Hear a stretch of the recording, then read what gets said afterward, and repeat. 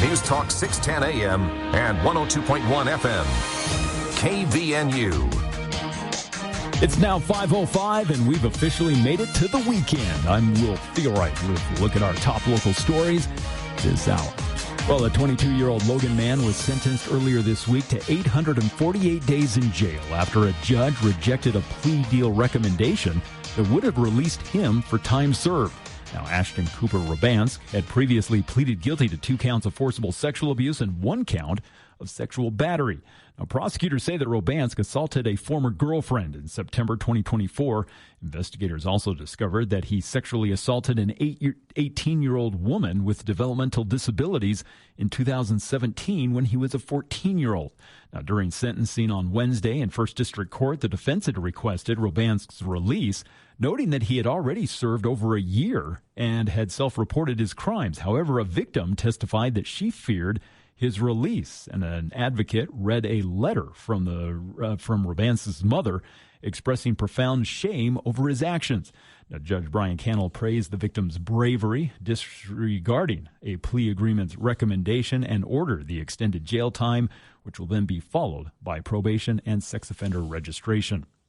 Meanwhile, prosecutors in the murder case against Tyler Robinson have filed in opposition to the defense's motion to hold them in contempt of court for speaking to the press.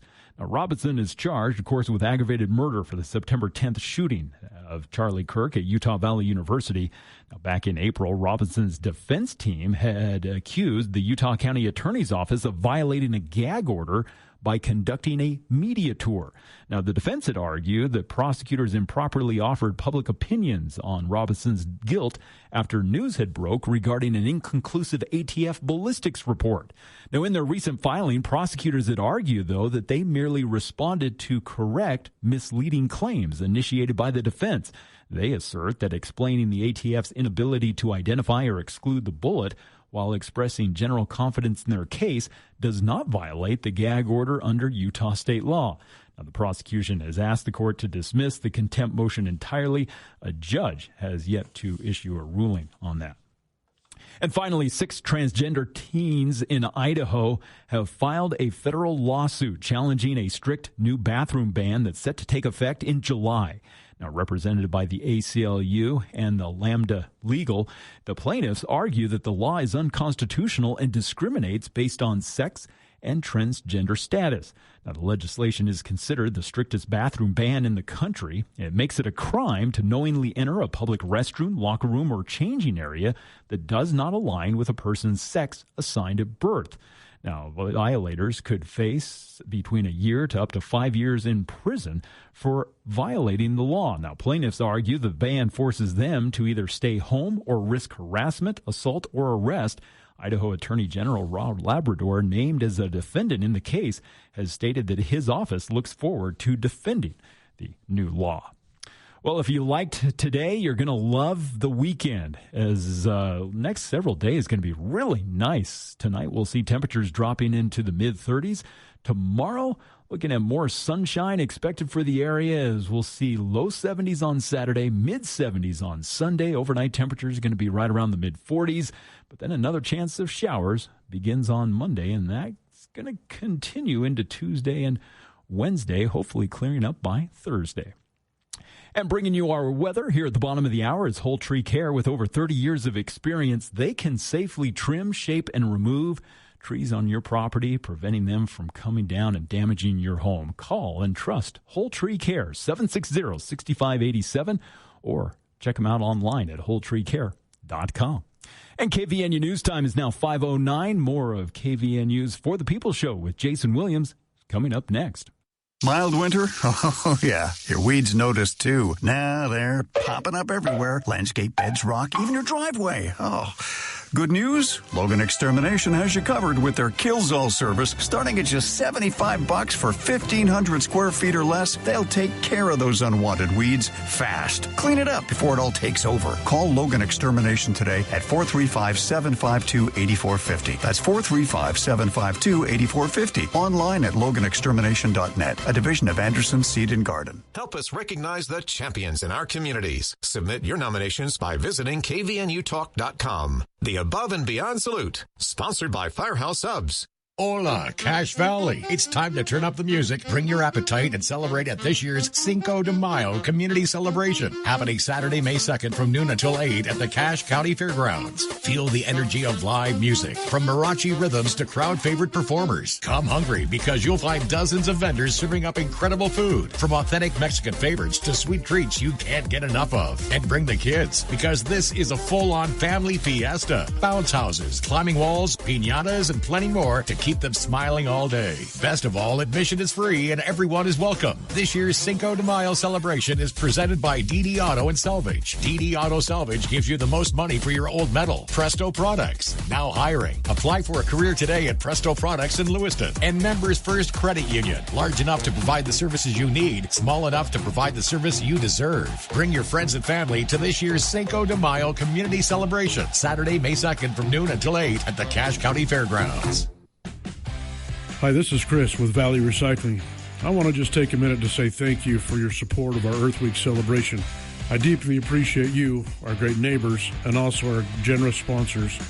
Thanks to you, Earth Week this year was a great success. We will continue to offer great pricing on all your metal recycling at our clean yard and with our friendly staff. Thank you again from Valley Recycling. This is Jordan with Primrose Home Care and Hospice, and I'm here with Barbara. Barbara, how did you become acquainted with Primrose? I had been trying to get another company to come and help me, and I had waited about 2 weeks, and I needed a bath.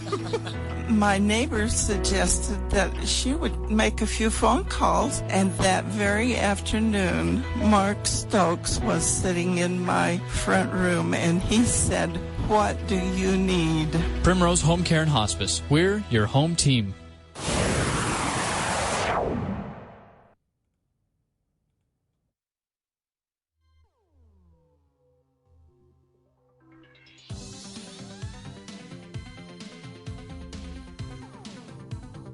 Welcome back to KVNU's For the People movie show with Andy Morgan of AndyAtTheMovies.com joining us in just a bit.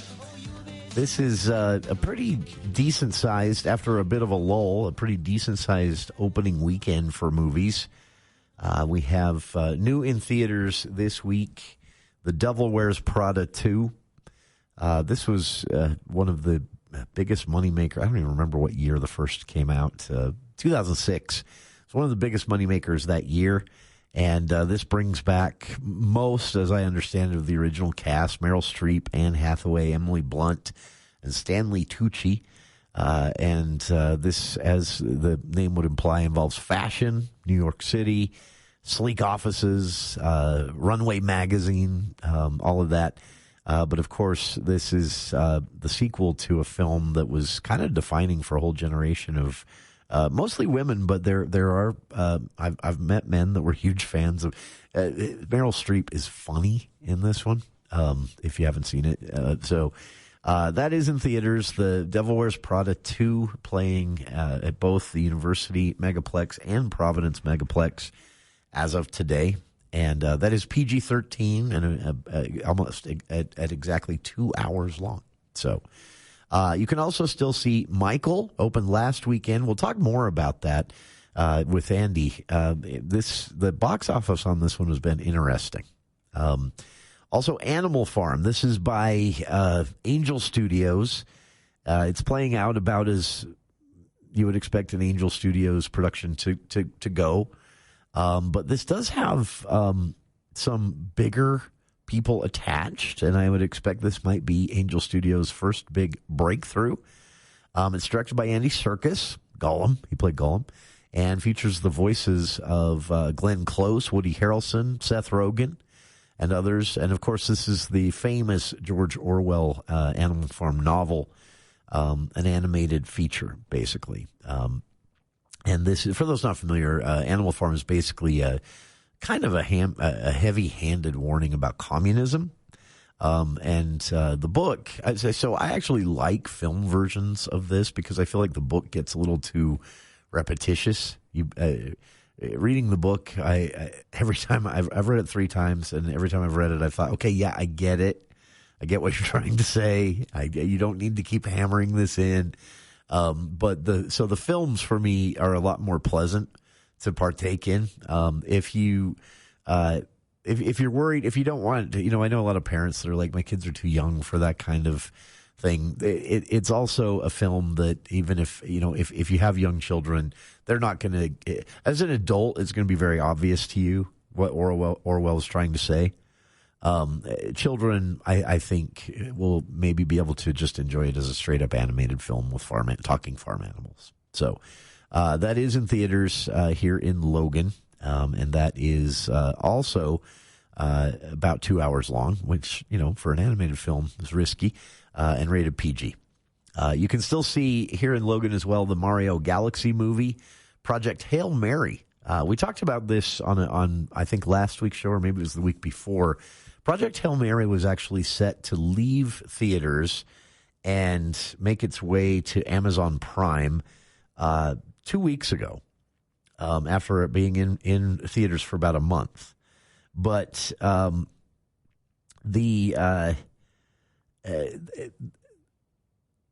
during, I forget the name of it now, CinemaCon.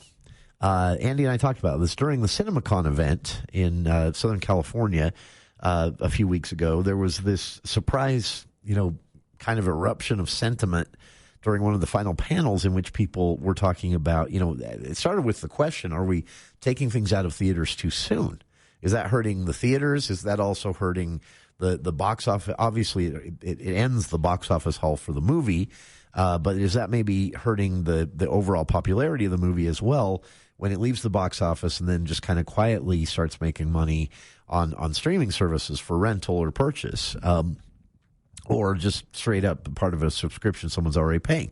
And so that conversation started, and the consensus was basically everyone shouting, yes, we're taking films out of theaters too soon. And Project Hail Mary was brought up because it was, that following weekend going to leave theaters. And they said, we shouldn't be doing this. This is the wrong way to go about it. It should stay it's making money still in the theaters. Why is it leaving theaters? And so there was a last minute decision to leave it in theaters for a few more weeks. And it's still playing here in Logan 2 weeks after that conversation happened. So, and it is still making money. I don't know how much, but I know, just out of curiosity, I checked $5 Tuesday night, the most popular night for movies in history in Cache Valley. If you've ever tried to buy a ticket late in the afternoon on $5 Tuesday night, everyone and their dogs is out there. And I get it. That's half price, more than half price these days. So it was sold out.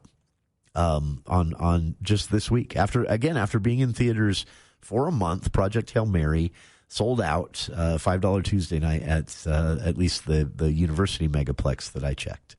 So, yeah, I mean, sounds like it was a smart decision to leave it in theaters a little longer. Sounds like it maybe has been self-defeating for the distributors who usually ink the distribution or the deals that control the length of a film. Production companies get a lot of say in that as well, of course. But maybe they shouldn't have been so eager to throw it onto streaming services because, like I say, still making money. So, finally, you can still see The Mummy, Lee Cronin's The Mummy. Just have to throw that out. They've been doing a lot of these throwbacks. This is not the Tom Cruise or the Brendan Fraser Mummy. This is a horror movie by the guy who made the most recent Evil Dead movie, which was Evil Dead Rising. He's also behind the Evil Dead Burn movie coming out this fall. But he made this one in between, I guess, called The Mummy. It is, for horror movie fans, you'll know what I'm talking about, but it's kind of like the let's see how gross we can be horror movie. Not so much scary as just uncomfortable.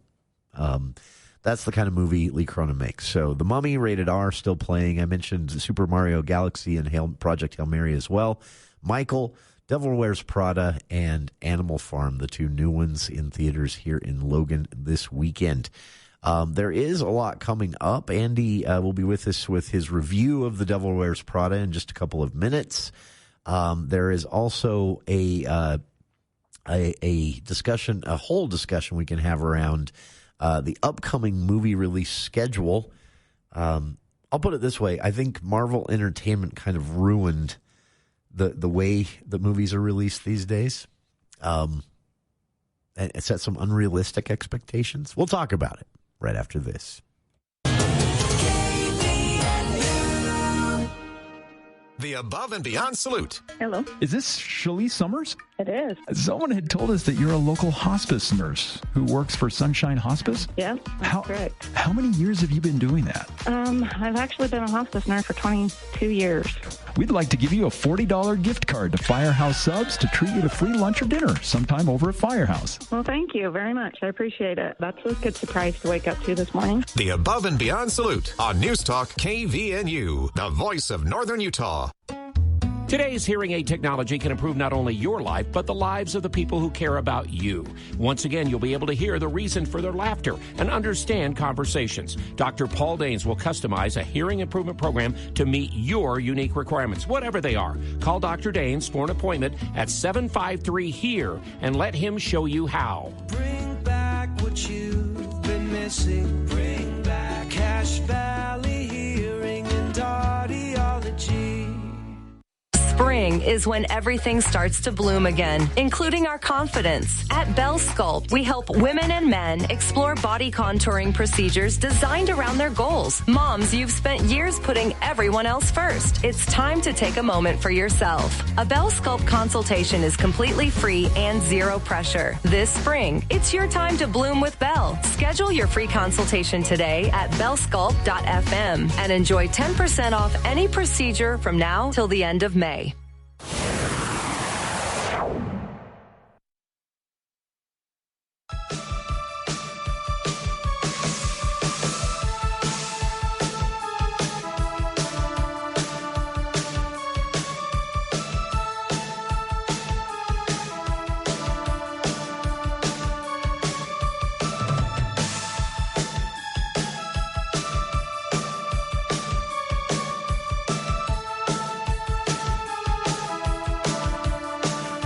Welcome back to For the People movie show with Andy Morgan of AndyAtTheMovies.com. I'm sorry. There's only one. The. That's why I didn't feel the need to include the in my sentence there. But no, that's what it is. The KVNU For the People movie show. There is only one. This is the hour. It's where everyone's. It's unique in its waiting for the week. Their joy is fulfilled. Did you see, speaking of joy, you can get an authentic Disney Devil Wears Prada pin if you go to the Devil Wears Prada 2, what? It's a little, it's a fan, what are they calling this? A fan event. Yeah. The Megaplex did one yesterday night. I think they're still doing them. And, you know. There's one at 7 o'clock tonight. If you go to Disney. At University, if you want to go to that. Pen collecting is a thing. I actually started this year for the first time. I've been to Disneyland how many times? 9 times in the last 20 years. And I'm like... You got some Disney pins? This is the first year I did it. It's actually kind of... You go into these shops and they have pins just along the whole wall. And you find yourself there with like your magnifying glass and you're just like going through... Oh, I think it's cool. It is pretty fun. I have a friend, he and his mom started collecting Olympic pins after the 2002 games. And they recently just made these into... a coffee table and end table set where you use the epoxy over the top of the pins. Yeah. And then I thought, I didn't say it, but I wanted to say, does that like completely erase the value of the pins now that they're encased in epoxy? I don't know. Probably, maybe. I don't know. I don't know. Because, I mean, you have to kind of melt stuff out of epoxy, and I don't know if those pins are... How much heat they'll... Anyway, total tangent. But yeah, I get the collecting part because it was an impressive... I don't have the patience for it. You know, I'm the kind of person that, like, I just want the money where I can just buy someone else's collection. They've done all the work. They've done all the work. Because one day I want every Kenner Star Wars toy. Oh, yeah. But I just want someone else to curate it. You can come into my... and then I'll just buy it from them when I'm wealthy. What if somebody? That's one thing. You know, people are always like, probably going to be when I'm like 82. Yeah, people are always like, Andy, what would you do if you could go back in time and talk to your younger self, like at 7 or 8 years old? I'm like, I would have been more careful with that Princess Leia action figure that's worth a lot of money. There's so many things I talk about. Like I'm like, hey, maybe try to kill Hitler. Of course, I was 8 and he was already dead. But still. It was going the wrong way. But no, and then they were like, I would say to myself, I'd be like, dude, save all your Star Wars stuff. And then maybe you won't have to work. Also, here's a couple cool ideas for movies. Yeah.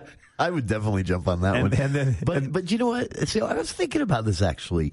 If you pitched Inception in another era, you would have been laughed at. Sure. Like if you, in the 80s, you said, okay, so you steal Christopher Nolan's idea thinking it'll make you rich 2 decades earlier. That'd actually be a really funny. They would laugh at you. We should write a script for that. That would be a funny comedy where a guy goes back in time and he's supposed to go back to the 80s, right? And he's not a very smart guy. He only knows like a few, like he only knows like movies like you were talking about, like Inception. Like he doesn't know like old Hollywood classics. Yeah. But somehow something messes up and he doesn't go back to 1980. He goes back to like 1940. And it's like Clark Gable in the old studio things. And he's like, okay, guys, how about Inception? And they're like, boy.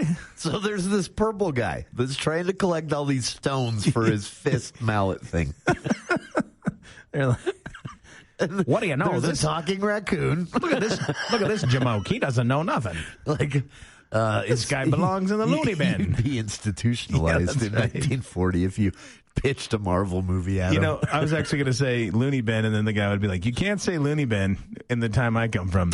That actually is a great way to bleed over. In the 1940s, you could say whatever you wanted. That's true. That's a great way to actually... And I'm not saying that was a good thing. No. You're 100% right. But this is a good way to actually bridge over into The Devil Wears Prada 2, which is opening today. I don't think... Confession, I've only seen clips of Meryl Streep's funniest moments. From the first one? I've never actually seen it. She was Oscar nominated for it, for Best Actress. It's obviously one of her most iconic things. It wasn't really a decision to not see it. It's just never... Yeah. You know, I have relatives I have relatives who saw it multiple times in the theater, like with different groups of friends. They thought it was so funny, but I just never got around to it. No, it's... I'll be honest with you. I really, I like it. I like the first one. It wasn't something where I'm like, I get into like kind of the cult following of it. Yeah. Which it has now, right? Yeah. I mean, it does. And I think social media has really influenced this movie as we've gotten to the digital age, because you do share a lot of clips of, like that's a good point, of Meryl Streep, as the boss, right? Saying things like, by all means, move at a glacial pace, things like that. Throwing your coat. I've seen enough clips. I knew that was from the film. 100%. That I've never seen. What's really great, in my opinion, about The Devil Wears Prada 2 is this is one of those things where I think at first you look at it and you go, did this have to be, made? Or actually, probably not even did it have to be made. Why was this made 20 years later, right? Because the original came out in 2006. I honestly think I wish more sequels would do it this way, where we have a little bit of time that passes by, because, the screening I went to, there was a lot of fans. Like, people love this movie. And if you're a fan of The Devil Wears Prada, you are not going to be disappointed at all by this. Yeah. It's really a simple story. It's just like, hey, you know what? We have these characters that we liked from the first movie: Emily Blunt, Anne Hathaway, Meryl Streep, Stanley Tucci. What happens? What happens if 20 years later, what does that look like? What does their lives look like? And then, which actually, this is one of the few times when, again, having not seen the first one, but familiar with the plot, this is one of the few times I've seen a sequel happen when I thought this actually needed a sequel. Yeah, I would agree. The people who love this and the story, as I understand it, where it ends, it warrants a sequel, and that doesn't happen often. Well, and what's great about this too is this doesn't really. It's not trying to be anything it's not. It's just like, hey, look, we're a sequel to The Devil Wears Prada 2. These are the characters you liked. They've grown up a little bit. But we're kind of in the same... This is a film for the fans. Yeah, well, I mean, and again, I'm not a huge fan. I liked it. The problem with this movie, this is one of those in-betweens, right? Where, I mean, this is not an Oscar winner by any stretch of the imagination. Yeah. So I have a hard time. I can't really give it an A or even an A-, but it's a solid B+. I mean, you will go into this... it's got heart. It's got laughs. It's just, if you're a Meryl Streep fan, Anne Hathaway fan, I mean, Emily Blunt, again, kind of, I wouldn't say steals the show necessarily. This feels... She can be so funny. But yeah, oh gosh, she has some really funny lines. There's one that they show in the trailer, but I still laughed in the movie when she says...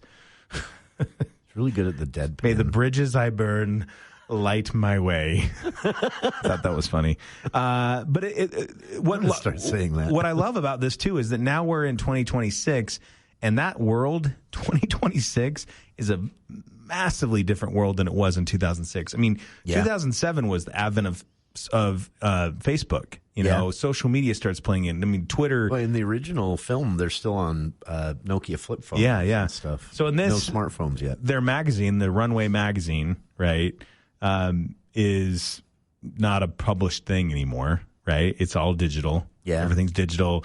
You know, and it's how do these characters adjust to this changing world a little bit? Stanley Tucci's probably the one North Star that he's the same. But like Emily Blunt has moved on from magazine and now she's working, you know, in high end fashion like Dior and Coach and things like that. And then, you know, Andy Sachs is the character that's played by Anne Hathaway. She obviously wants to be a serious journalist, so she's gone and done that and written stories. But she finds herself out of a job. The movie opens with her giving, like, everyone has a phone. She gives just some kind of, not really embarrassing, but kind of cringy. Like, she finds out she's getting fired as she's getting an award from and so that's not really a spoiler. The movie opens that way. That has to really happen. Yeah. And then it's happened to journalists before. Oh, for real, yeah. Journalists have been... Yeah, congratulations, Salt Lake Tribune. You won the Pulitzer. Yeah. Also, we're laying off... You're all laid off. You're half your... Yeah. So, it's the plot of this is not very, it's not elaborate. There's a guy that, he owns the entire media conglomerate that Runway magazine is a part of. Meryl Streep's character, Miranda Priestley, is really trying to be their global head of editorial and content. She's pining for that job, and I won't go into what happens because there's a few surprises in that thing. But then other suitors come in wanting to buy it, and it's just hijinks ensue. But I enjoyed it. I laughed quite a bit. I think I will go out on a limb here and say that unless knowing Hollywood the way it is, I would be real. And I don't mean that almost that seems like I'm a criticism. It's more of just maybe some predictability. Yeah. I would be really surprised if Meryl Streep is not being talked about again for a Best Actress type award for this. Will she win? I don't know because I haven't nominated at least. I haven't seen all the movies yet, but will she get a nomination? Yeah, it's pretty close.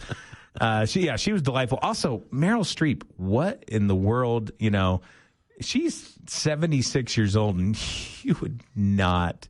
She hasn't really ever changed. Ever know it.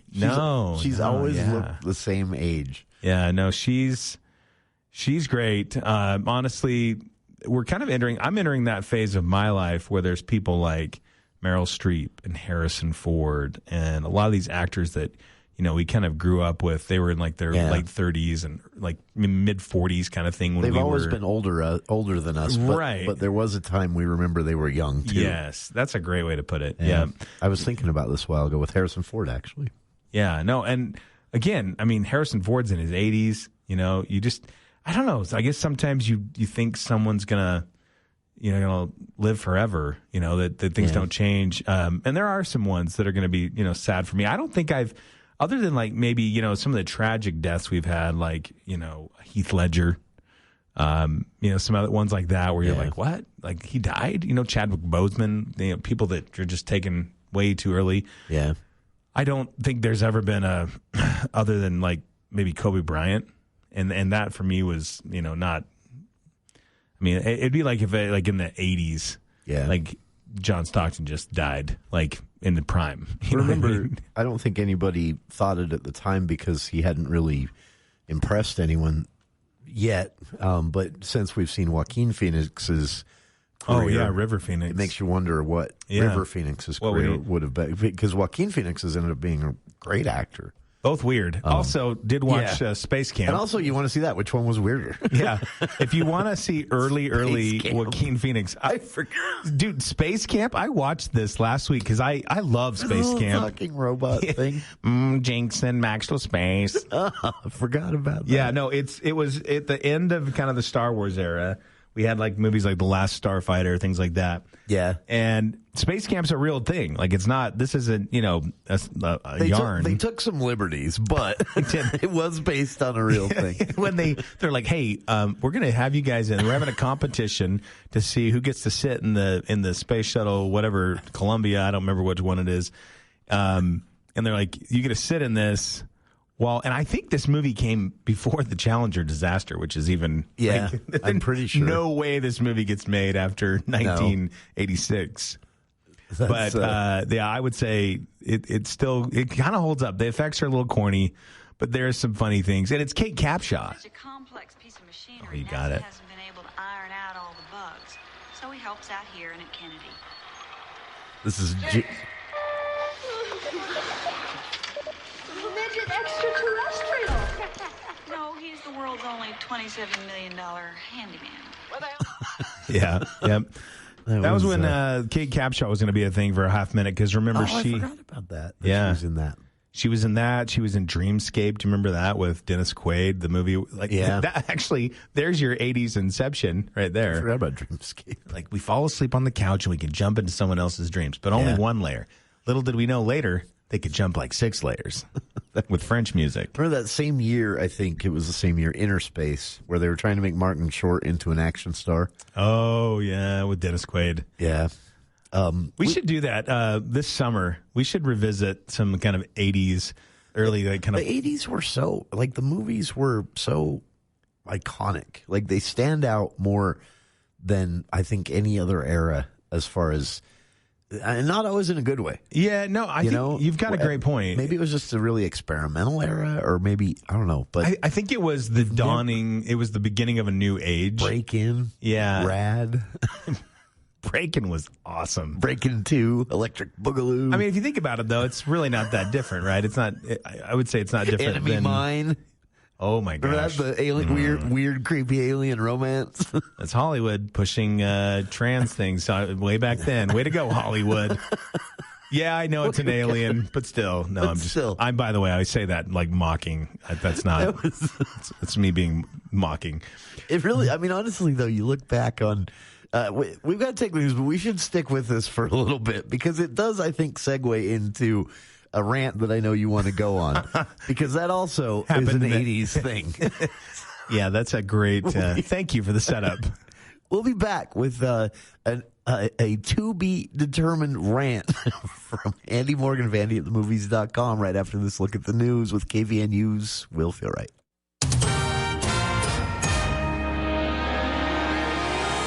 Well, thank you, Jason. Utah transportation officials are pleading for caution as motorcycle season begins following a record-breaking 72 motorcyclist fatalities last year. Now, the Utah Department of Public Safety reported that more than 75% of the riders killed in 2025 had lacked a motorcycle endorsement, and fewer than 10% had completed formal safety training.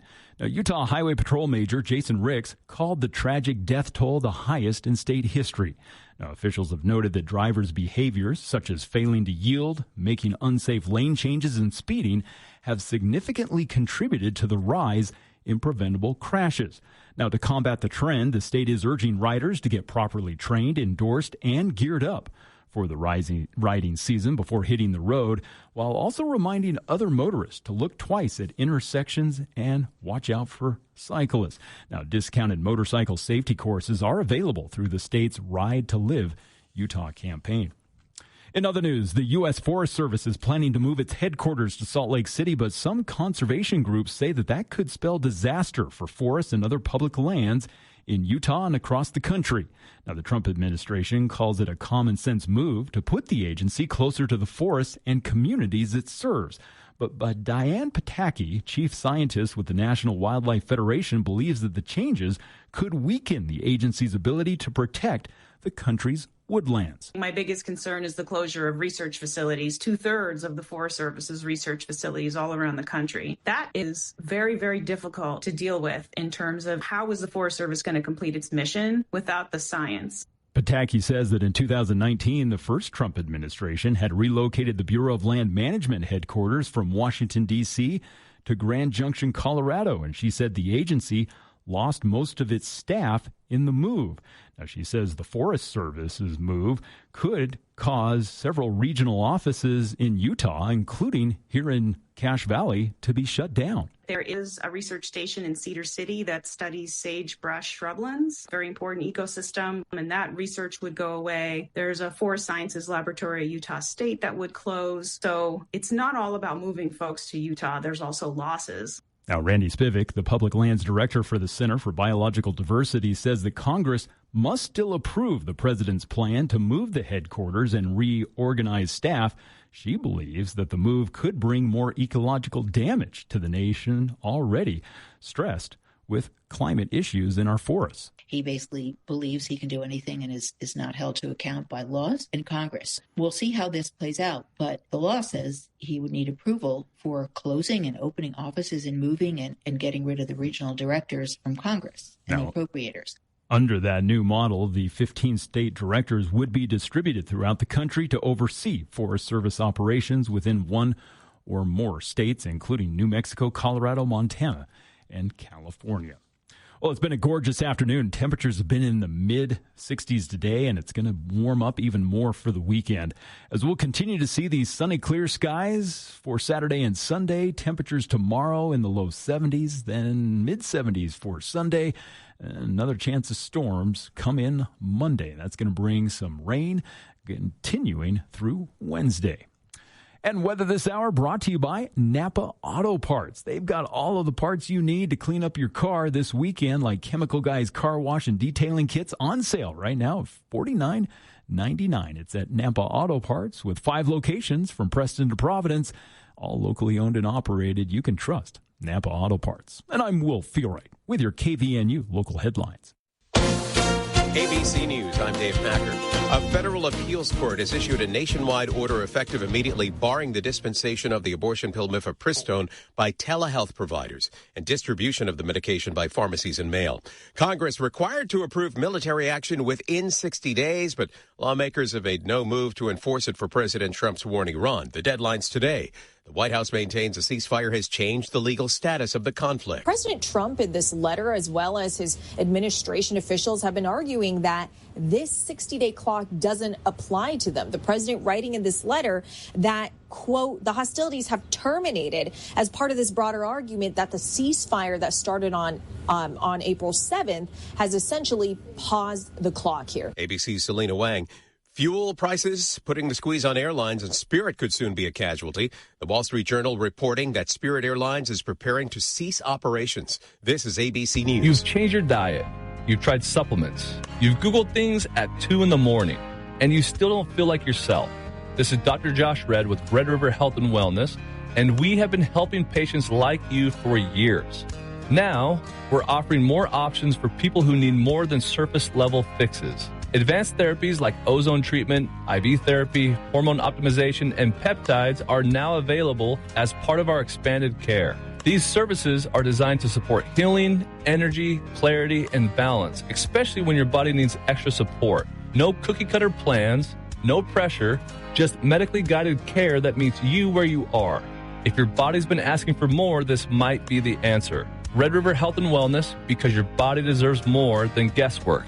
Learn more or schedule a consultation at redriverhealthandwellness.com. Call Red River Health and Wellness at 855-55-RIVER. Call Red River today.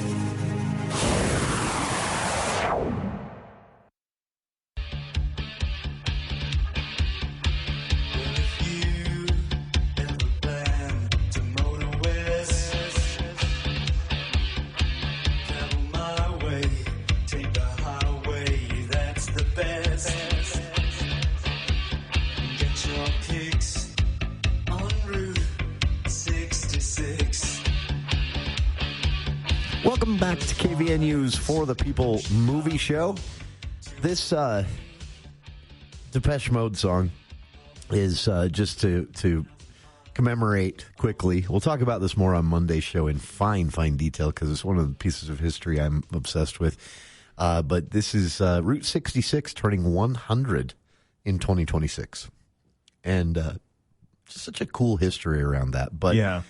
Before you get back to your rant, I just wanted to quickly highlight the Route 66 in movies. I knew there had been a couple, but I didn't know how many. I mean, there's the cars. Yeah, cars. Easy Rider. I knew that creepy serial killer, California with a K, from the early '90s with Brad Pitt and Mama. That's a weird. Mom. That was a weird show. movie. But I forgot Grapes of Wrath. Easy Rider, one called Two Lane Blacktop that I've never seen, and completely spaced this to No Country for Old Men. Yeah, I got one too that you wouldn't even have on your list that no one will. Starman. Really? Yeah. Route 66 comes up in Starman. And they go to that Jeff Bridges meteor crater that's on Route 66 right outside of Winslow. I forgot about that. I should have remembered that one. I went there. I actually went to the standing on a corner in Winslow, Arizona, the Eagles. Really? Yeah, they've got a little statue of Don Henley and Glenn Fry. There's a lady. I don't know if I want to see Don Henley in statue form. I mean, it honestly feels like somebody was like, what should we do here? What should we put on here? Some people don't translate well to statue. Also, I've decided that whenever you say something and I don't really, and I don't agree, instead of being combative, I'm going to do a Tucker Carlson and go, huh. That's what I'm going to do. It's kind of funny. Anyway. Speaking of that, if you've never seen Jon Stewart and Tucker Carlson back when he used to wear the bow ties. Those are funny. He does the thing to Jon Stewart, and Jon Stewart has a response that I can't repeat on air, but SNL a couple weeks ago, or no, sorry, this is probably a month ago, they were doing the Weekend Update, and they had they were the preview clips of this. Yeah, they were doing the preview of the Oscars, and one of the new cast members was doing Tucker Carlson reviewing Oscar movies. It was pretty funny. It was actually a good Tucker Carlson. Like everything about him was kind of irritating. Yeah, no, it was just funny. Like what was the one he said? He's like sinners. Huh. That was no, kids, it's okay. We're not going to read the Bible anymore. We're going to go see sinners.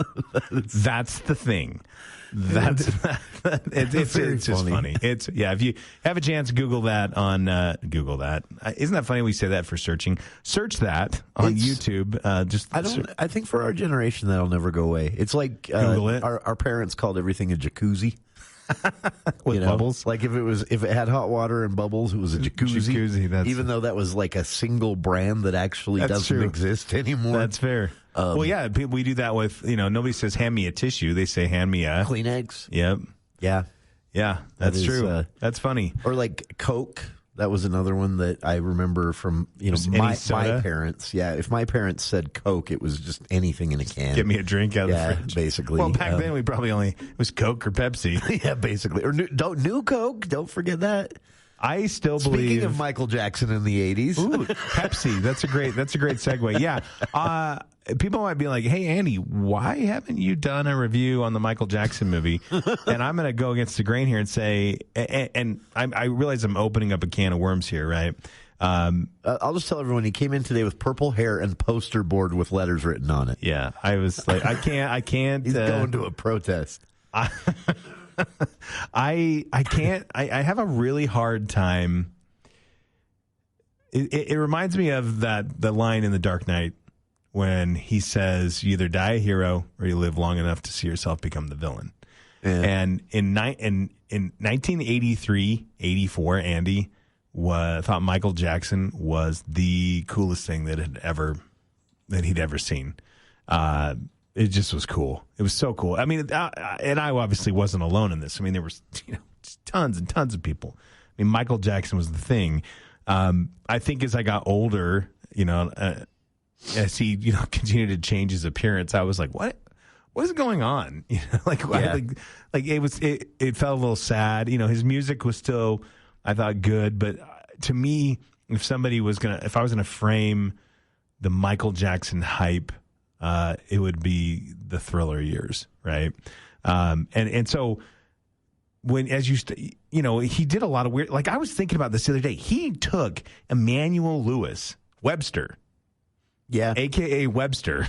He took him, this little boy, to the Grammys and to the American Music Awards in I think 83 or 84. Yeah. And I just, in my mind, I'm like, he was just, I remember we all thought he was cool, and our parents always thought he was weird. Yeah, it's like our parents tried to warn us when he came out with the one glove. Yeah, no. What's that all about? I thought you don't get it, Mom. Yeah, I thought he was cool. But as you start to hear things, over the course of the years, I found this article right on that note. It's 25 years of sexual abuse allegations. Mm-hmm. So, because where I've been on this the whole time is that's a lot of allegations. That's a lot of times to be accused. Yeah, it is. But at the same time, you're Michael Jackson. You are the wealthiest person on the planet. You are a person who, he explained his Neverland Ranch once in a documentary that was on Disney, when Disney used to do those Sunday night things. Yeah. He, on television, pre-YouTube, he explained that he felt like his father overworked them as children, and so he never got to be a kid, and so he wanted to make sure other kids got to be a kid. And I remember watching that and thinking, okay, that explains the amusement park in your backyard. Yeah. And the fact that you're always around kids. And I get that. And that seems totally reasonable, too, if he didn't have a childhood. But 25 years of allegations from... It is. It's the same. I do have to say this, though. The Leaving Neverland documentary... It's hard after watching that to really... that one's always been hard for me because part of me thought, okay, he's guilty. Yeah. But the other one is like, you waited until he was dead to come out and say all this. Here's what I'd say. It makes me suspicious. I can understand the that. timing of their coming out. No, I can understand that. The thing with Michael Jackson, and this is kind of what irritates me, is it really bothers me in society how, and all of us are guilty of this, I think, if we really looked at ourselves, but this kind of pick and choosing of who we're upset with and who we're not. Yeah. You know what I mean? Remember, I struggled a bit with Kevin Spacey. Yeah. I caught myself reading about the allegations and saying to myself, is that really that bad? But then they just kept getting worse, and I'm like, okay, the guy needs to go. It's because he was one of my favorite actors. Well, and you get, I will, and this is welcome to Andy's Conspiracy 101. Money is the most powerful thing on the planet, and so if you're going to take away from someone's bottom line, whether you're a corporation or a person, that person will do everything they can to maintain that income or wealth, right? Yeah. And so the way I look at it is like we say, well, you say, well, why did they wait until, he was dead or whatever? But I think to myself, like, sometimes when you see like estates, like you read that book, She Said, with like Harvey Weinstein, and like everything they do come down on you hard. Yeah, to try to keep it. And rich people revenge is a thing. And look at the Epstein files is a good example of that. Yeah. What are we doing? Well, what we're not doing is arresting anyone. Well, but that's Europe my thing. Seems to have figured it out. They're kicking their politicians out and arresting them left and right, and here we're just like. And for me, it's even an enjoyment thing. Like, I'm being honest. Like I obviously don't know everything. I don't know. We could sit and go, well, will we ever know the truth and all that kind of stuff? No, we have to go on what. But here's my thing. Like, knowing all of that, it's really hard for me to sit and listen to listen to a Michael Jackson song and not just be. I'll be honest with you. That's been difficult for me because I still like the music. I can. I was never really a fan of anything he did after the Beat It album. Yeah, Thriller. But the early stuff I've always enjoyed, and still do. Yeah. It's tough. I'll be honest. It's tough for me. I've been able to separate that, I guess, in my head, but.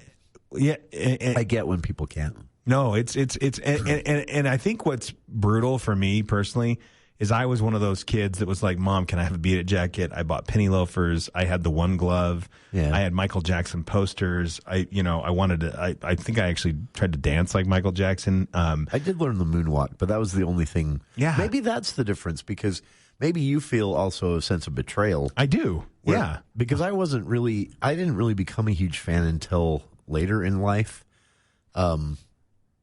It just wasn't my music tastes were weird. He had an interview with Oprah. Do you remember that? And it was supposed to be like Clear the Air. And I remember watching it going, please, please, please, like say something. Oh, yeah, early 90s. Huh? Yeah, do something to kind of show people that maybe you aren't really, you're just weird. And he made it weirder? Yeah, and then I remember that quote where he said, what did he say? He said, "Oh, the most loving thing you can do is, share your bed with someone. It's very charming." Like talking about sharing bed with children. Yeah. And I was like, what? Yeah. I was like, dude, you're making it worse. Yeah. Like, the whole interview. And it's so, even like then it was hard for me to be like, oh yeah, Michael Jackson, awesome, right? Yeah. And so with the abuse allegations, but again, it drives me nuts where people I know that I follow that are film people on social media, and they're like, arrest, Trump and the Epstein files. He's got 28 sexual, assault allegations, and his name's everywhere, and he raped it, and all this, and he's a pedophile. And they're mad about that. And then we have the same thing with Michael Jackson, and it's like, woo, Michael Jackson. Yeah. I have a hard time with that. It's tough because he was acquitted. I mean, it was a lengthy trial. He was acquitted. But yeah, 25 years of different people coming forward saying, in one way or another, he had an inappropriate relationship with my child. Yeah. That at a certain point, it's hard to say. Now, he was acquitted, basically, and the jurors, I remember in interviews, said they didn't find the prosecution's evidence that credible at all. That's why they found him not guilty of any of these accusations. But again, 25 years of people coming forward saying everything from, sexual battery to inappropriate touching to... And then the other thing, too, not to put the blame, because Michael Jackson calls and want to take your kids to Disneyland. The parents. You're probably going to say, yeah, at the time. No. I mean, why would you not? At the time, you're like, yeah, go ahead. But in hindsight, not the greatest parenting. No, and I think... But now this movie stops before all of that, right? This only goes up to like 1990. That's a great Michael call Jackson out. Yeah. career. So for those that are going to see it, the original script, the third act they touched on the abuse allegations and the estate basically said you can't make it if you do that. No, my understanding is that it also leaned towards him, like they're lying, he's being, persecuted kind of thing. But there was an agreement with a survivor that they couldn't do it, and they couldn't include it or they would be sued. And so they just cut it out. Oh, okay. I didn't know that. I think it seems kind of flimsy, but again, two things can be true. Let's make sure two things can be true. There can be great performances in this movie. It may be an entertaining movie that everybody loves. That's one thing that has me wanting to go see it is everyone's talking about what a good performance. What's his name?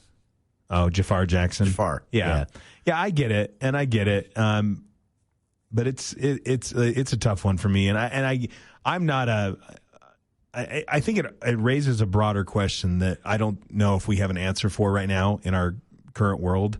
Is who picks and chooses what survivors we believe, right? Yeah. This whole thing of like, well, he's on my team, so that's a good question. I'm not gonna talk about it. Yeah. Is not, and we see that, right? We see this with politics. We see it with entertainment. We see it with sports. Inconsistent is an understatement. It's shameful behavior. It really is, and especially if you're talking about children. No, I think that you should be believing survivors until you have a reason not to.